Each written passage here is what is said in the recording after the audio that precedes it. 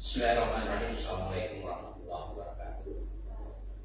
Selamat pagi, selamat sejahtera untuk kita sekalian, anak-anak sekalian dari mahasiswa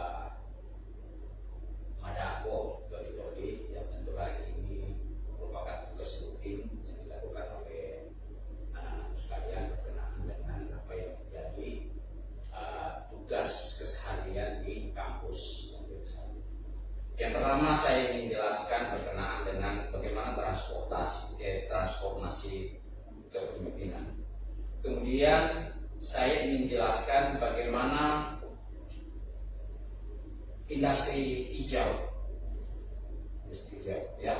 Oleh karena itu berharap dengan saya, kalau hari ini ditanya bagaimana transformasi kepemimpinan itu, ini terjadi fluktuatif yang setiap saat. Ya, seorang pemimpinan itu tentu adalah visioner. Kemampuan seorang visioner mengkolaborasikan diri kaitan dengan taktikal yang ada di bawahnya, staf-staf, tenaga administrasi dan sebagainya. Paham nggak konteks itu? Paham dulu. Visioner itu seperti apa? Ada arah, ada goal yang kita harus capai, ada perencanaan yang harus kita matangkan, ada kolaborasi sistem yang harus lahir dari sebuah kepemimpinan itu sendiri. Itu yang namanya kepemimpinan. Ada 3 hal yang pokok dalam kepemimpinan: planning, organisasi, planning, controlling, perencanaan yang baik, pengorganisasian yang matang, pekerjaan yang berstruktur, kemudian yang terakhir adalah bagaimana mengawasi pelaksanaan. Artinya adalah kemampuan kolaborasi dalam menciptakan sesuatu di satu lembaga. Itu kepemimpinan yang baik, benar, dan bertanggung jawab. Dalam konteks lain bahwa kita berharap ada sebuah goal yang harus tercipta dari organisasi itu. Ya, contoh misalnya Dinas Kominfo Kabupaten Toli tentang digitalisasi misalnya, tentang bagaimana perubahan iklim informasi misalnya, itu adalah tugas kami. Kemudian transformasinya seperti apa? Setiap saat ada perubahan-perubahan, baik itu regulasi, ya, maupun metode-metode dalam suatu capaian-capaian yang harus kita hadapi. Itu satu berkenaan dengan itu. Kemudian yang kedua, Adik katakan bahwa ada industri hijau. Seperti apa? Jadi 2 pertanyaan ini terpisah dalam satu tujuan yang berbeda, ya. Industri hijau ini adalah, kita lihat warna hijau itu warna pelestarian, warna nyaman, warna kesejukan, kan begitu. Hijau yang dimaksudkan di sini adalah bagaimana melestarikan suasana hijau dalam lingkungan kita agar tidak tercemar misalnya, agar tidak terjadi sumber penyakit misalnya. Katakanlah kita di Kabupaten Toli, beberapa industri harus lahir, tumbuh, berkembang. Salah satu tujuan daripada pemerintah itu sendiri.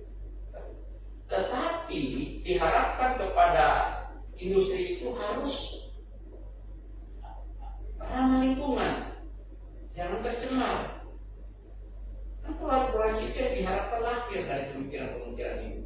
Sehingga apapun namanya, bahwa kita diharapkan untuk meningkatkan produktivitas dari industri yang ada, tetapi dengan tidak mengabaikan pencemaran lingkungan, dengan tidak mengabaikan lingkungan sehat, dengan tidak mengabaikan hal-hal yang berkenaan dengan hidup sehat itu sendiri. Kita berharap satu hal yang ingin saya sampaikan kepada adik-adik sekalian berkenaan mahasiswa ini, ada 3 poin unsur yang harus terkandung dalam pemikiran mahasiswa. Yang pertama adalah mahasiswa itu pasti adalah belajar di dalamnya, yang namanya Tridharma perguruan tinggi, paham? Yang kedua, meneliti.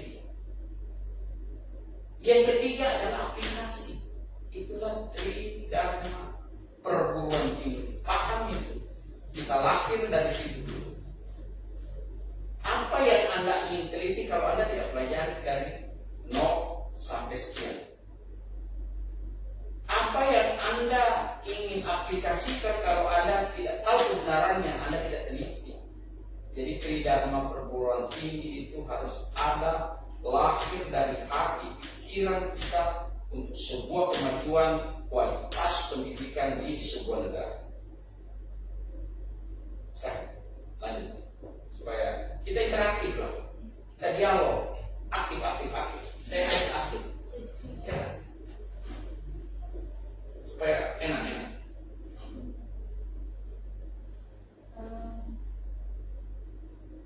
Apa saja kompetensi teknologi yang anggap penting untuk pemimpin dalam industri hijau?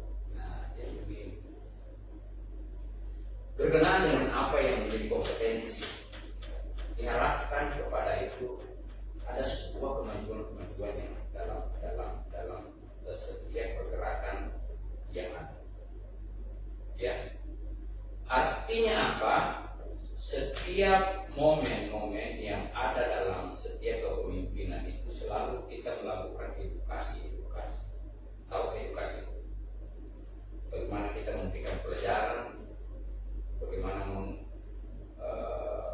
men-share semua informasi pengalaman yang kita dapatkan untuk sebuah kemajuan. Ya, sebentar aja.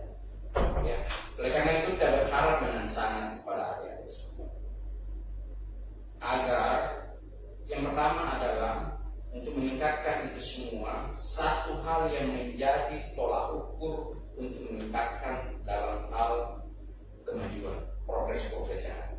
Satu disiplin. Anda dari kemarin sampai hari ini disiplin itu 0 bagi saya. Tunggu, saya tanya siapa dosennya yang khusus mata kuliah ini? Mata kuliah sumber daya manusia. Saya berharap ajari diri untuk disiplin. Nonsen. Sebuah kemajuan bisa tercapai kalau kita tidak disiplin. Bayangkan dari malam saya nggak tahu. Kok saya yang bukan saya batalkan problem.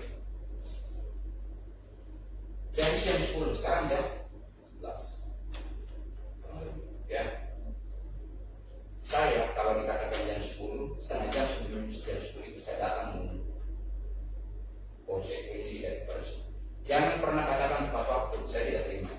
Yang harus kita lakukan adalah kalau komitmen kita jam 10, ya setengah 10 lah paling tidak.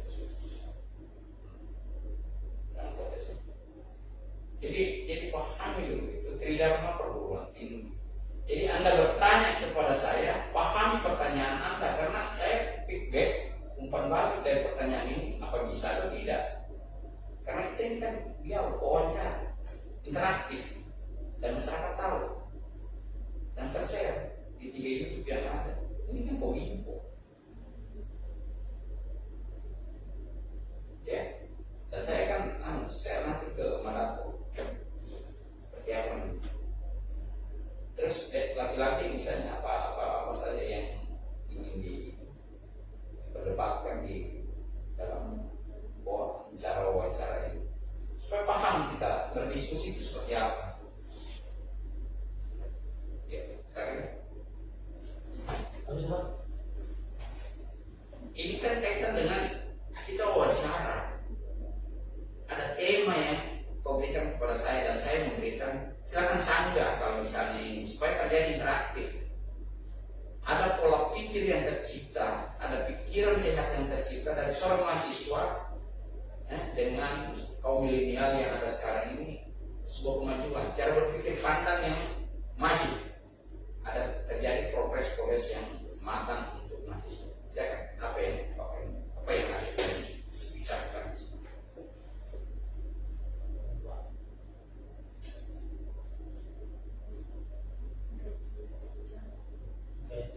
Itu Pak, agar dia bisa berjalan dengan lancar, langkah-langkah kerja yang harus dilakukan.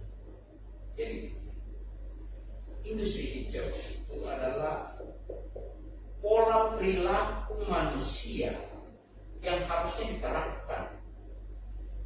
Industri hijau itu adalah bagaimana melahirkan suasana hidup sehat di lingkungan, agar industri-industri yang lain ini, industri-industri pabrik, limbah dan sebagainya bisa tidak kita redam, bisa tidak kita bisa nggak kita jangan sampai tercemar di masyarakat itu. Langkah-langkah yang kita ambil adalah melakukan edukasi, melakukan sosialisasi, memberi pemahaman kepada produsen agar tidak terjadi seperti itu. Kalau itu langkah-langkahnya. Tapi saya ingin tegaskan dalam konteks ini adalah hijaunya itu adalah lestari, hijaunya itu adalah sehat. Warna hijau ketika kita pandang di pagi hari akan membuat mata kita jadi sehat. Itu obat. Bumi kita ini harus hijau, harus lestari, harus indah. Jangan sampai itu tercemar, jangan sampai itu rusak. Itu yang dimaksud sebenarnya. Tentang transformasi kepemimpinan itu adalah ketika ini terjadi regulasi dalam setiap saat. Diharapkan kepada kita pemimpin itu ada nilai, ada goal yang kita harus capai. Ada kolaborasi sistem yang ada di dalamnya. Kan begitu. Bagaimana kalau misalnya ada industri-industri lain yang tidak memenuhi persyaratan untuk paten? Ya, baik. Pertanyaan yang bagus. Ada mekanisasi yang kita harus lewati. Ada prosedur awal yang kita harus tempuh. Kan begitu. Di dalam lingkungan hidup ada fase-fase yang kita harus lalui di situ sebelum mendirikan industri di suatu daerah. Ada kajian di situ, ada riset yang harus. Paling tidak nantinya ada mahasiswa juga terlibat dalam riset itu. Bisa nggak industri pengalengan ikan misalnya ada di Toli-Toli? Oke, silakan karena potensi ikan ada, tetapi limbahnya kita buang kemana? Tidak merusak lingkungan. Seperti apa cara penanganannya? Harus ada edukasi. Ada fase-fase yang kita harus lalui, ada aturan main yang kita harus lalui, dan itu merupakan SOP yang sudah tertanam di pemerintah daerah itu. Sebelum izin, tentu kalau dikatakan bisa atau tidak, lewati itu dulu. Selama Anda oke, silakan bismillah lanjut. Investor yang mau datang untuk ini, welcome. Anda ingat, ada mekanisme yang harus kita lalui dalam konteks ini. Tetapi kalau tidak, jangan berharap. Jangan lagi katakan bahwa pemerintah daerah mempersulit. Jangan lagi katakan itu. Jangan lagi ada suara dari mahasiswa. Pemerintah daerah mempersulit investor datang. Tidak pernah. Selaku pemerintah daerah tidak pernah mempersulit. Tapi harus lewati fase-fase yang ada, lewati aturan main yang ada, sehingga tercipta kenyamanan, efek-efek daripada semua itu bisa kita rasakan. Kesehatannya misalnya, kesehatan kita, dan meningkatkan produktivitas masyarakat, meningkatkan cara hidup masyarakat, meningkatkan kesejahteraan masyarakat, menjadikan adik-adik nanti setelah keluar ini peluang dan menciptakan lapangan kerja. Saya kira seperti itu. Saya akan lanjut.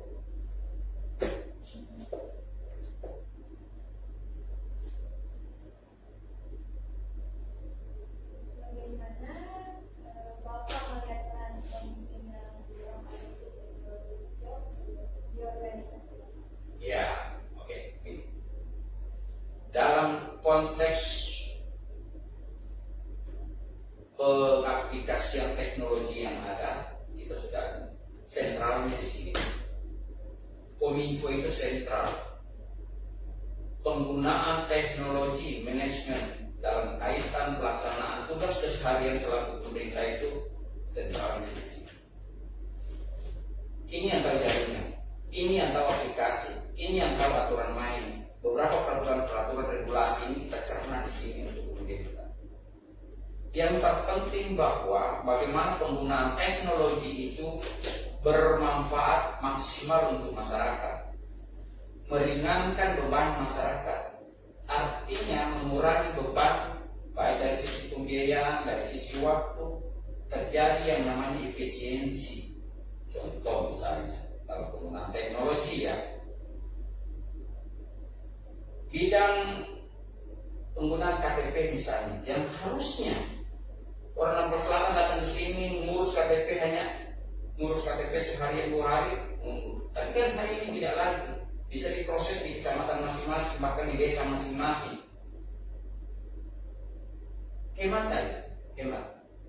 Betul di sini tidak bayar, tetapi transportnya dari sana bayar.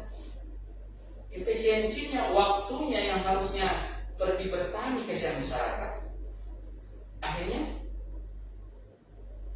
dalam waktu berapa modal yang harus keluar? Seperti itu. Terus langkah-langkah terkait dengan industri hijau sebenarnya begini deh. Pisahkan itu antara industri hijau dengan transformasi pemerintahan supaya nantinya connect. Ada satu yang menguasai industri hijau, ada satu yang transformasi pemerintahan, supaya tidak tercipta yang namanya sudut pandang yang berbeda dalam hal.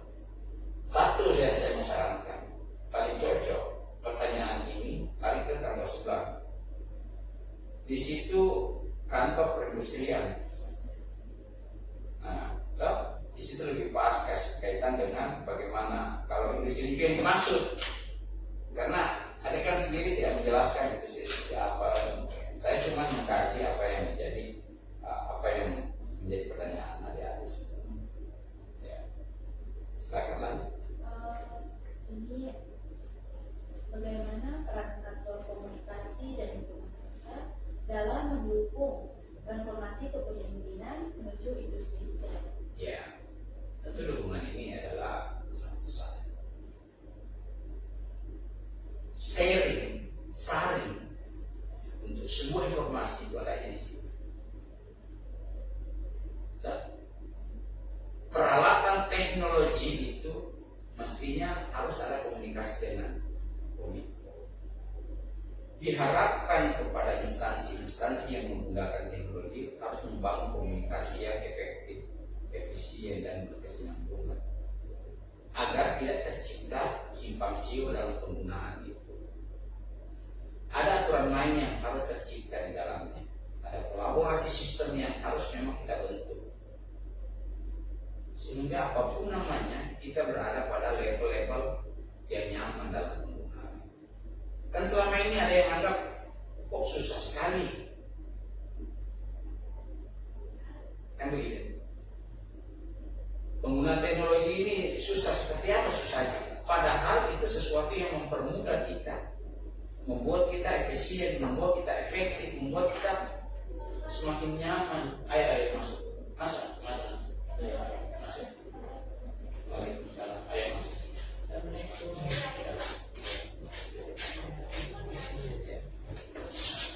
Ayo duduk sini. Sehingga apa yang kita harapkan ini mampu menciptakan kolaborasi sistem. Ya, saya ulangi dulu pada teman-teman yang lain bahwa pahami dulu tridharma perguruan tinggi sebelum Anda turun. Anda ini kan turun meneliti namanya. Ingin paham seperti apa kondisi pemerintahan hari ini. Ya. Oleh karena itu kita berharap tridharma perguruan tinggi tahu nggak apa itu. Yang pertama adalah belajar. Anda teliti sebelum Anda share, sebelum Anda aplikasi. Apa yang Anda ingin aplikasikan kalau Anda tidak teliti kebenarannya? Apa yang Anda ingin teliti kalau tidak belajar dari awal, dari nol? Ada struktur, ada fase-fase tertentu yang kita harus contoh. Kita belajar, masuk di kampus, pelajari mata kuliah A, B, C, dan seterusnya. Ya, kemudian Anda nantinya turun KKN misalnya. Untuk selanjutnya terjun ke masyarakat. Seperti apa itu?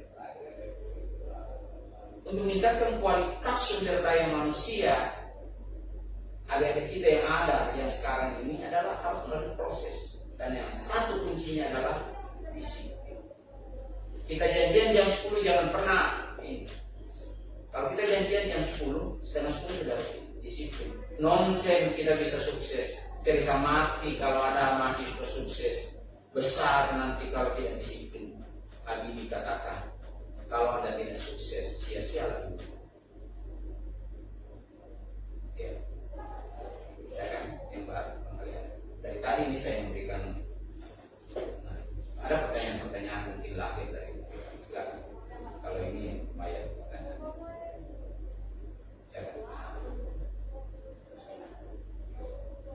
Ayo kita lanjut sambil mereka.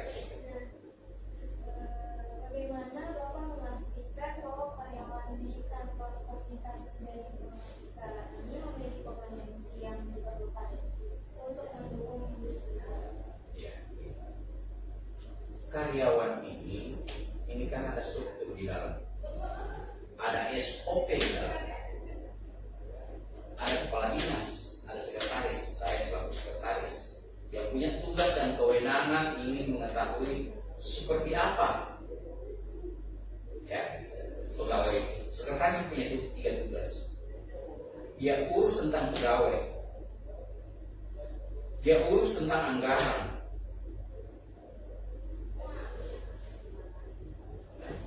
keuangan, dan dia urus tentang administrasi.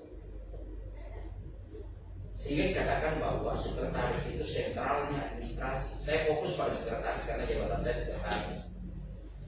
Kaitan dengan kompetensinya seorang karyawan itu ada tahapan yang kita lalui. Setiap hari kita berkomunikasi, setiap hari kita membangun kolaborasi, setiap hari kita membangun komunikasi-komunikasi untuk sebuah kemajuan. Setiap ada regulasi, tahu regulasi.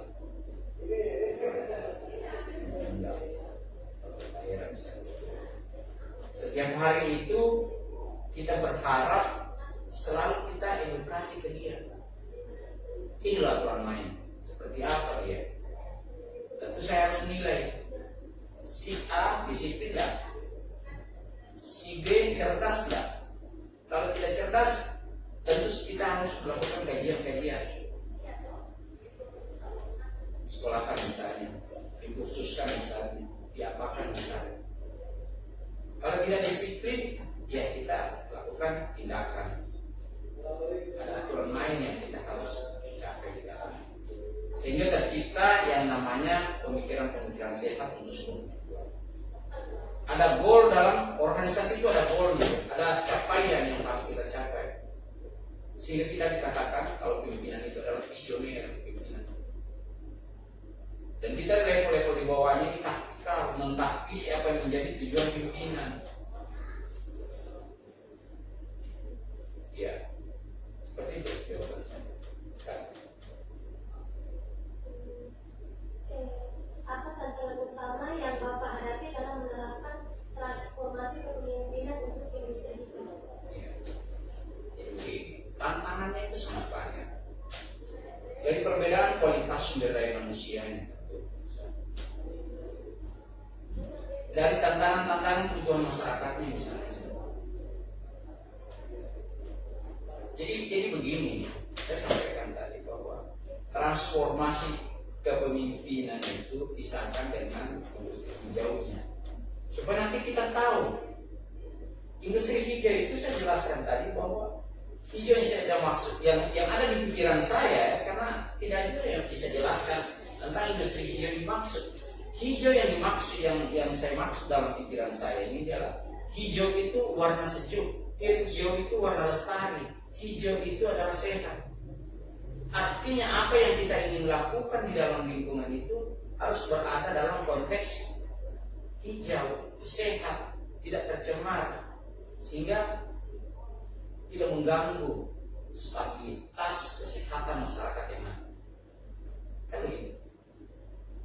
Kalau triknya, ya memberikan edukasi, berikan pemahaman, menyusun SOP yang ada. Tahu SOP? Operasionalnya seperti apa? Struktur-struktur.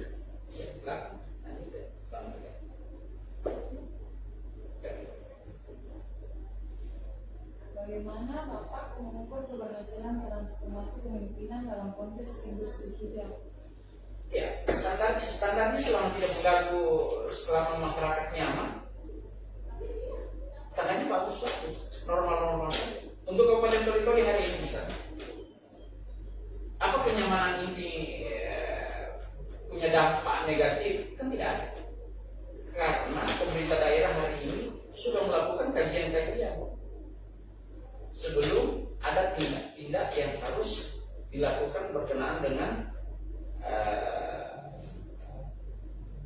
industrialisasi misalnya. Selama tidak ada dampaknya, ngapain kita mau ini? Dan kita lihat masyarakat itu seperti apa. Misalnya ada dampak yang mengukur efektivitas. Ya, tentu kita turun, tentu instansi berwenang ini turun melakukan hal-hal yang bisa merubah sistem itu menjadi hal yang lebih baik. Kan begitu. Kalau misalnya ada dampak yang ditimbulkan, ya tentu kita akan kaji kembali. Ternyata, dan saya pikir kalau ada dampak yang ditimbulkan ini pasti paling tidak ada pergerakan awal yang tidak diikuti. Ada sesuatu yang kompas dilakukan tanpa harus melalui SOP yang ada.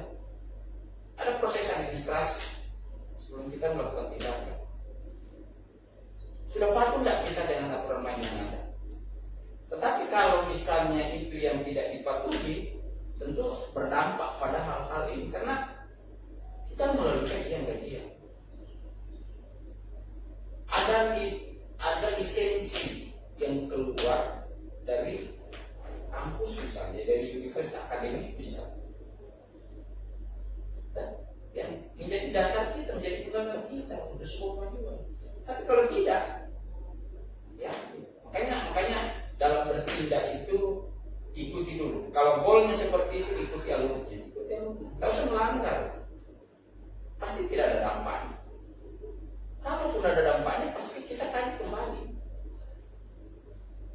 Karena yang kita khawatirkan ini jangan sampai merusak lingkungan kita, merusak kenyamanan masyarakat, merusak kedamaian apa yang ada, melahirkan kegaduhan-kegaduhan yang ada di tengah masyarakat. Kan itu yang kita harapkan jangan sampai terjadi seperti itu. Lanjut. Oke, yang ditekniskan. Apa visi Bapak untuk peran komunikasi? Ya. Dan Jadi begini.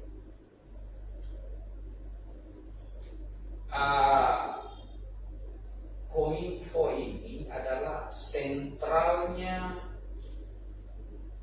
penggunaan aplikasi, penggunaan teknologi yang berbasis aplikasi. Tentu kita berharap adalah bagaimana menciptakan mekanisasi teknologi ini yang efisien, efektif, murah, meriah. Kan begitu. Kita lihat sekarang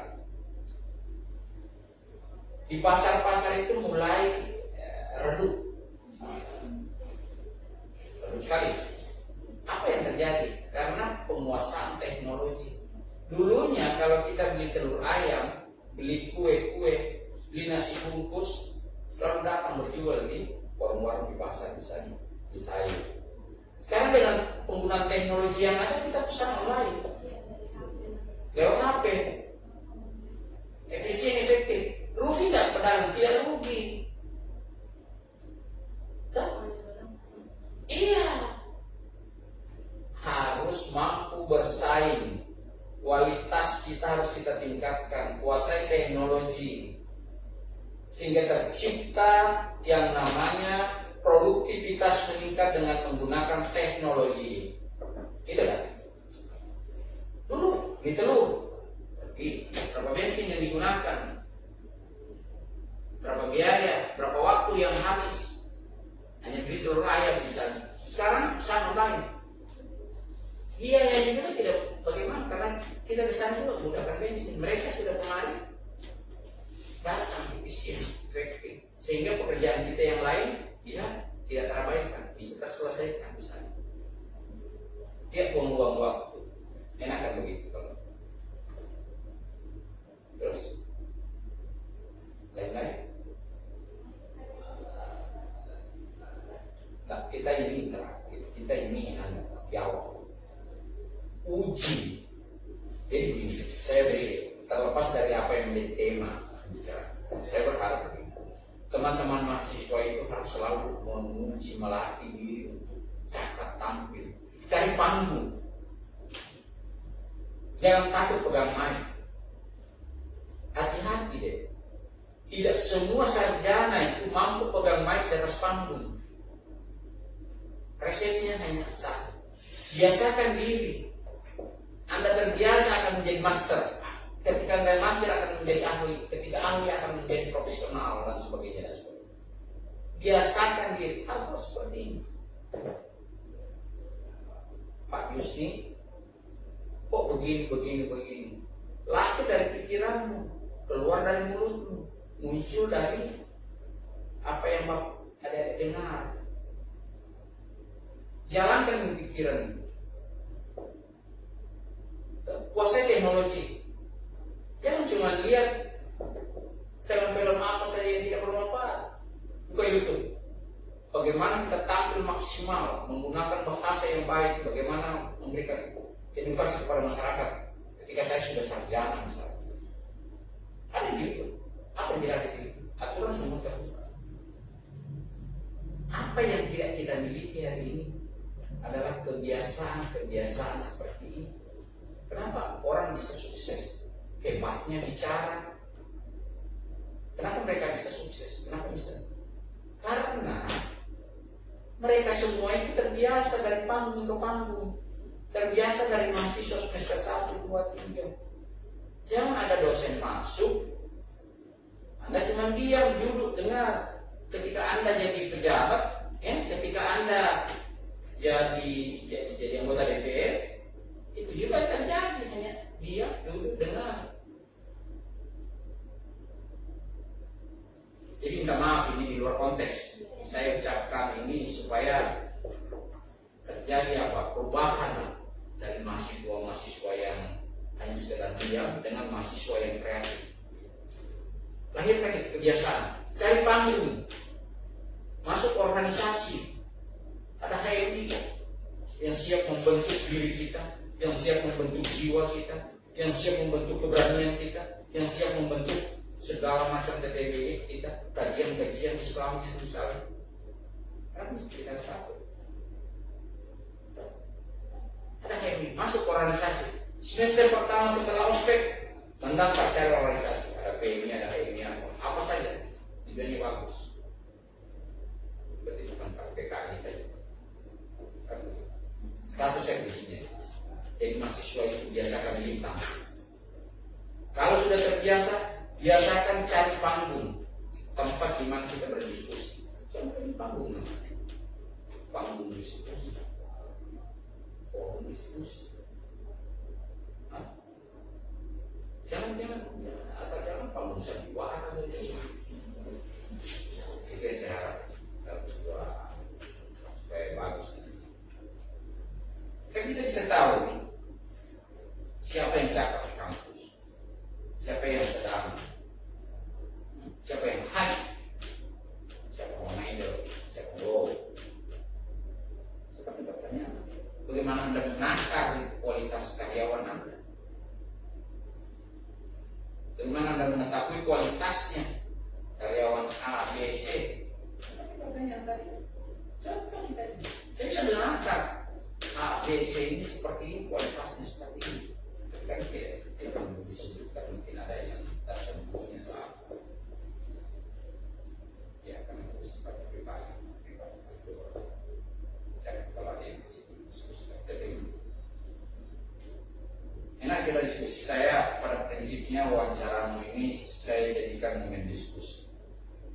Dan saya dalam konteks ini karena info live YouTube,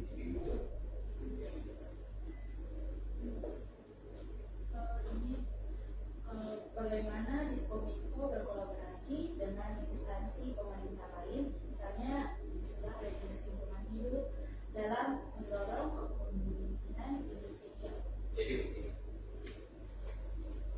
dalam di Pemda itu ada namanya kolaborasi sistem yang memang sudah terbentuk.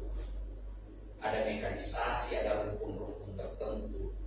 Tetapi dalam penggunaan teknologi, dalam penerapan bagaimana industri digital itu sendiri, kita juga berada pada sistem yang individual. Artinya apa? Penyampaian kepada masyarakat itu lewat sharing, lewat apa itu seperti itu. Kalau kolaborasinya adalah selalu kita rapat bersama, duduk bersama dengan pemerintah daerah yang lainnya, dengan OPD yang lainnya. Kadang dipandu oleh sekretaris daerah, kadang dipandu oleh bupati wakil bupati, kadang melibatkan DPR. Karena itu harus ada pemahaman bersama tentang regulasi, kemampuan daerah, kemampuan sumber daya manusia dengan efek-efek yang ditimbulkan dalam setiap pergerakan pemerintahan. Kan begitu. Kolaborasi itulah selalu tercipta. Dan oleh pemerintahan kita hari ini, pemerintahan yang sangat-sangat formal untuk kabupaten yang ada di Sulawesi Tengah, yang selalu membangun kolaborasi yang maksimal. Tidak ada kesan di sini diktator, tidak ada kesan di sini individualis, tidak ada kesan di sini seperti tidak bagus di sini. Dan Kominfo selalu menunjang semua aktivitas itu, men-share, sekalipun adik-adik misalnya tidak hadir di tempat diskusi itu, perdebatan itu, adik-adik bisa tahu lewat share-nya. Karena kita sudah sharing juga. Seperti yang kita ini, seluruh masyarakat Kabupaten Toli-Toli yang paham, yang lihat Facebook, Instagram, lihat YouTube, lewat jaringan saya, tahu. Jadi Anda bisa nilai sendiri diri Anda nanti buka Facebook. Pangeran bicara, Pangeran Gusti, Pangeran Masen Gusti. Ya, di YouTube itu apa ya? Studi Pangeran bicara, ya? KSI Komunitas Solusi Indonesia.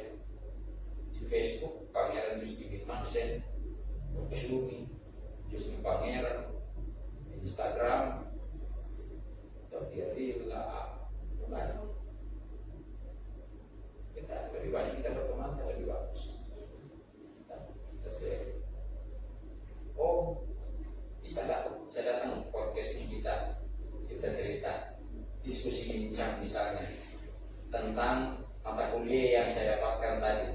Saya mencoba sharing dengan kita. Kan bagus. Di mana itu podcast? Bulan agak jauh sih dari kota. Dan apa podcast itu? Pangeran bicara. Kita bicara nanti tentang apa yang menjadi perdebatan saja. Oke? Jadi seperti itu. Ya, saya datang dari olahraga lagi taekwondo. Saya seperti itu. Dan sana satu jam ke depan saya ke inspektorat lagi dan sama. Ya, saya pikir sudah maksimal